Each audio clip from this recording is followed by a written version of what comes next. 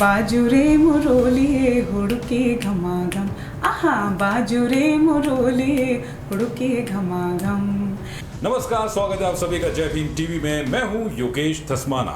यूं तो उत्तराखंड में ऐसी कई सुरीली आवाजें हैं जो लाखों दिलों में राज करती हैं, लेकिन एक ऐसी युवा आवाज है जो इस वक्त करोड़ों लोगों के दिलों में राज करती है, और ये सुरीली आवाज है उत्तराखंड की लोकप्रिय गायिका प्रियंका मेहर की। और प्रियंका मेहर आज हमारे साथ मौजूद हैं जय भीम टीवी के स्टूडियो में। आइए स्वागत करते हैं प्रियंका मेहर का।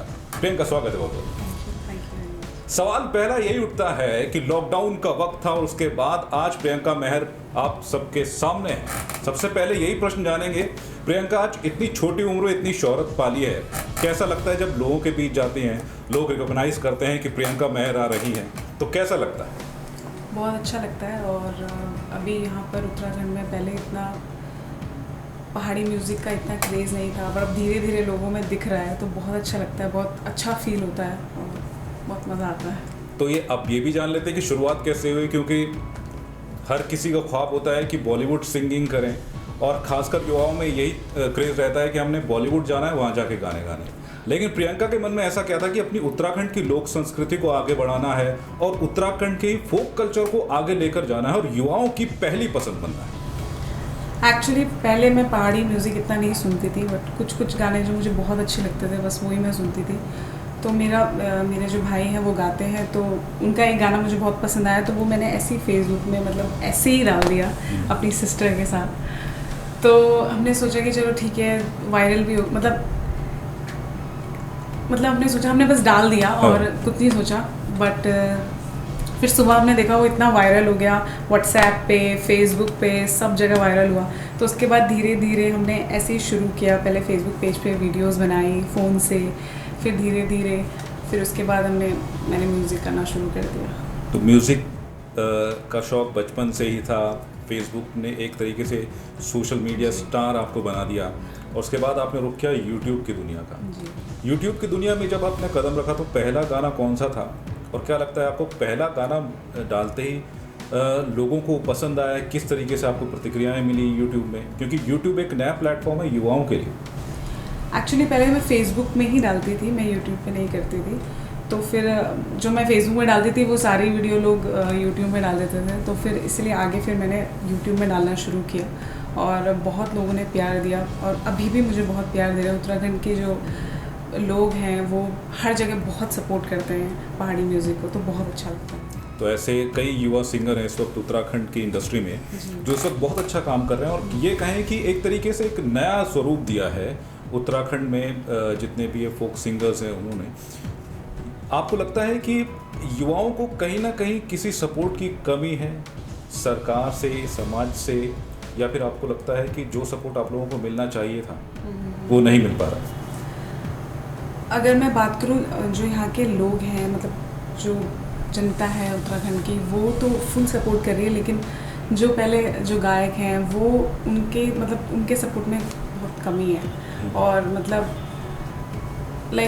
वो जैसे हम लोग गाना गाते हैं, तो पहले मैं गढ़वाली कवर करती, मतलब इनके कवर करती थी, तो उनको अच्छा नहीं लगता था। अच्छा।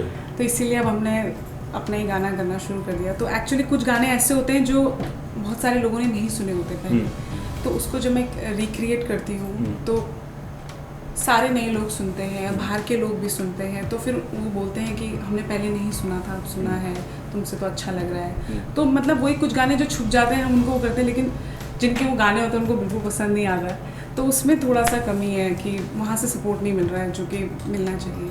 मतलब एक जो फोक ट्रेडिशन था गानों का, उसको अगर आप कुछ जॉनर में बदल रहे हैं तो उसमें आपको बहुत दिक्कतें आ रही हैं, और दिक्कतें उन्हीं से आ रही हैं जिन लोगों ने गाने गाए। जी। तो ये मान लिया जाना चाहिए कि जिस तरह की प्रियंका कह रहे हैं कि जो चीज़ें बॉलीवुड में चलती हैं वो कहीं ना कहीं किसी ना किसी तरीके से उत्तराखंड की इंडस्ट्री में भी इस वक्त चल रही हैं।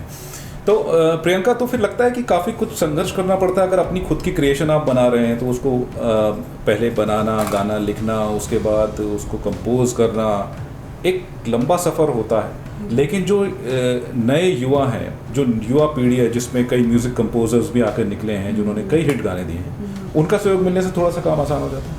ऑफ कोर्स बहुत सारे नए यहाँ पे जो जैसे मैं यंगस्टर हूँ, बहुत सारे नए सब नई चीज़ें ला रहे हैं। उत्तराखंड के म्यूज़िक को ग्लोबली हम लोग चाह रहे हैं कि ग्लोबली हो, तो हम लोग सब अपनी अपनी तरीके से एफर्ट डाल रहे हैं। सो बस वही है ना कि हम लोग कर रहे हैं, थोड़ा सा अगर सबका सपोर्ट मिल जाए तो हम लोग और आगे लाइक कि आप पंजाबी इंडस्ट्री कोई भी इंडस्ट्री देखोगे वो सब एक दूसरे को बहुत सपोर्ट करते हैं, तो यहाँ पे वो होना चाहिए सब। वो सपोर्ट आपको चाहिए, लेकिन लोगों से वो सपोर्ट आपको हाँ मिल जी, रहा लोगों से है। तो लेकिन ये भी देखा जाता है कि कई बार हम जो एक नए प्रयोग करते हैं उसमें देखने को आता है कई बार हमें जो है टिप्पणियाँ भी मिलती हैं। लोग जो है कई कटाक्ष करते हैं कि आपने जो है लोक संस्कृति के विपरीत ये गाना कर दिया है, इसमें एक जो है फूहड़पन दिखाई दे रहा है।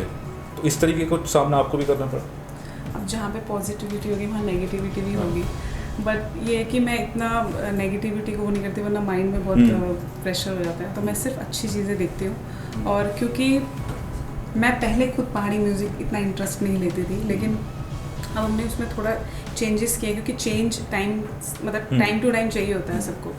तो हम लोगों ने अब वो किया, तो यंगस्टर हमसे जुड़ रहे हैं। जो लोग शर्माते थे पहाड़ी बोलने में या गढ़वाली या कुमाऊनी कोई भी लैंग्वेज बोलने में सब शर्माते थे, तो अब सब इंटरेस्ट ले रहे हैं, सबको अच्छा लग रहा है, सबको प्राउड फील हो रहा है। तो हमें बाहर से भी बहुत मैसेज आते हैं कि आप हम लोग बाहर रहते हैं, हमें गढ़वाल की बहुत याद आती है, तुम लोग हमें कनेक्ट रखते हो। तो वो सारी चीज़ें चेंज हुई हैं और बहुत अच्छा लगता है ये सब। तो आपको लगता है कि जो बैलेंस बनाना चाहिए कि आपकी चीज़ें जो है सबको अच्छी पसंद भी आए, चाहे उत्तराखंड के वो पीढ़ी भी हो जिन्होंने गाँव में अपना जीवन गुजारा है और आज भी वहीं रह रहे हैं, तो बैलेंस बनाना आसान? युवाओं को भी देखते हो, बुजुर्गों को भी देखते हो?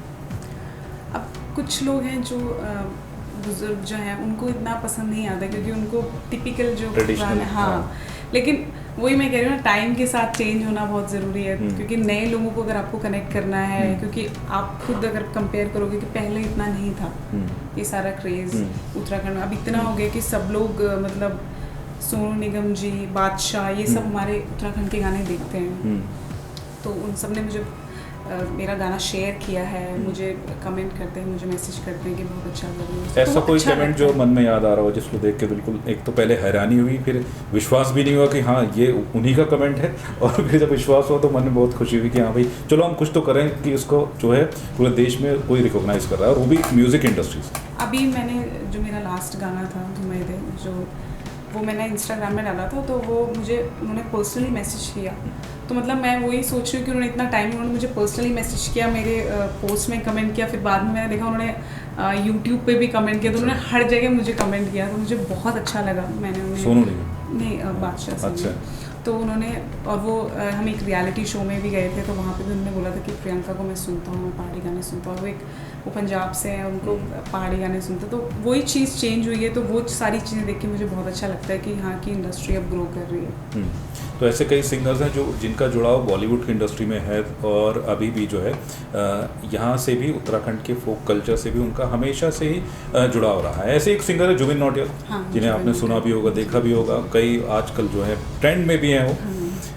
तो हमने कई बार देखा है कि वो पहाड़ी गानों को तो गाते ही हैं, बॉलीवुड के सॉन्ग्स भी गाते हैं। कई बार जब यहाँ पे स्टेज शो करते हैं तो वहाँ भी अपनी वो पहाड़ी धुनों को बहुत सुनाते हैं। तो ऐसा भी हुआ है कभी जब आप बाहर गई हो और वहाँ स्पेशली आपसे कहा गया हो कि हम पहाड़ से हैं, हमें आप ये वाला सॉन्ग सुनाइए? ज़रूर। जो जितने भी मेरे गाने हैं, ये सारे गाने मतलब हम बार बार ही गाते रहते हैं स्टेज में, क्योंकि वो वंस मोर बोलते हैं कि पहाड़ी गाओ, पहाड़ी गाओ। क्योंकि जो बाहर रहते हैं पहाड़ी लोग, वो बॉलीवुड वगैरह तो सब कुछ सुनते हैं, लेकिन वो पहाड़ी नहीं सुन पाते। तो जब हम स्टेज शोज़ करते हैं तो फिर उस दौरान हम गाते हैं। तो प्रियंका मेहर का सपना क्या है कि आप, हालांकि लॉकडाउन में कई लोगों ने इसे पॉजिटिव तरीके से भी लिया है, कई चीज़ें तैयार की हैं लोगों ने, इस दौरान बहुत कुछ सीखा है, भले ही घर में रहें लेकिन बहुत कुछ सीखा है। तो प्रियंका मेहर ने इस लॉकडाउन के दौरान क्या सीखा है और नया क्या देने जा रहे हैं आप अपने जो भी उनके प्रशंसक हैं उनको, अपने फैंस को? अभी लॉकडाउन में तो मैंने बहुत वर्कआउट किया अच्छा।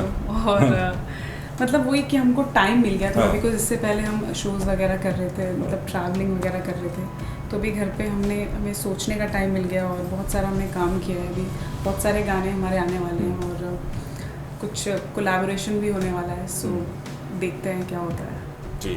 और जाते जाते हम चाहेंगे कि प्रियंका एक ऐसा कोई अपना गाना सुनाए जो जिसके मिलियंस में जो है व्यूअरशिप है और लोगों की ज़ुबान पे वो गाना चढ़ा हुआ है। चलिए ठीक है। रण सिंह बाजो